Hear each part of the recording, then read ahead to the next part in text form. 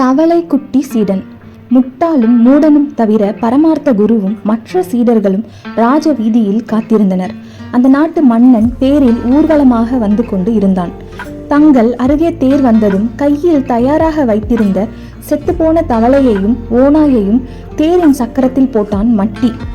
அதன் மீது சக்கரம் ஏறி நகர்ந்ததும் நசுங்கி போன தவளையையும் ஓநாயையும் தூக்கி வந்தான் மடையன். பரமார்த்தர் தேருக்கு முன்னால் சென்று, ஐயோ, என் சீடர்களை கொன்று விட்டாயே, இதுதான் நீ குடிமக்களை காப்பாற்றும் முறையா என்று கூச்சலிட்டார். மட்டியும் மடையனும் சேர்ந்து கொண்டு, ஐயோ, கொஞ்ச நேரத்துக்கு முன்னால எங்களோட சிரித்து பேசிக்கொண்டு இருந்தீர்கள், அதற்குள் இப்படி நசுங்கி கூழ் கூழாக ஆகிவிட்டீர்களே என்று ஒப்பாரி வைத்தனர். அரசனுக்கும் அமைச்சர்களுக்கும் ஒன்றும் புரியவில்லை. யாரை கொன்றேன் என கேட்டான் மன்னன்.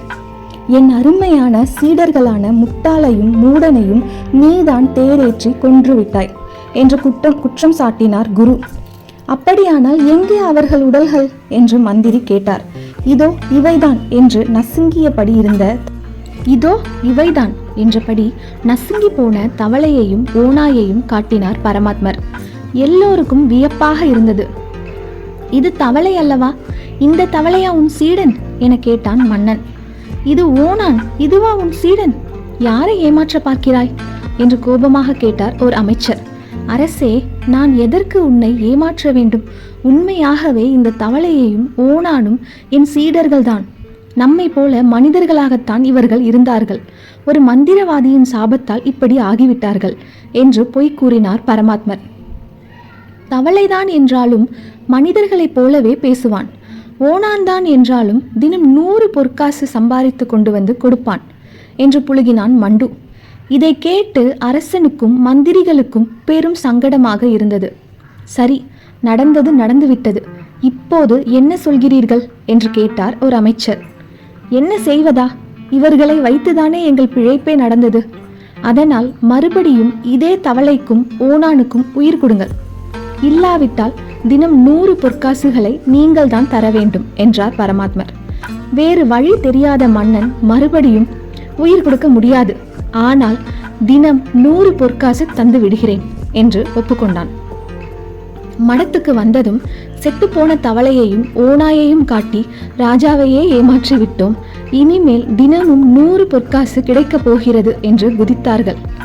முட்டாளையும் மூடனையும் பார்த்து, நீங்கள் 2 பேரும் செத்துவிட்டதாக கூறிவிட்டோம், ஆகையால் இனிமேல் மடத்தை விட்டு வெளியே போகவே கூடாது. தப்பி தவறி வெளியே போனீர்களானால் மாட்டிக்கொள்வோம், ஜாக்கிரதை என்று எச்சரிக்கை செய்தார் குரு. ஒரே வாரம் கழிந்தது. இரவு நேரத்தில் எல்லோரும் குரட்டை விட்டு தூங்கிக் கொண்டு இருந்தனர்.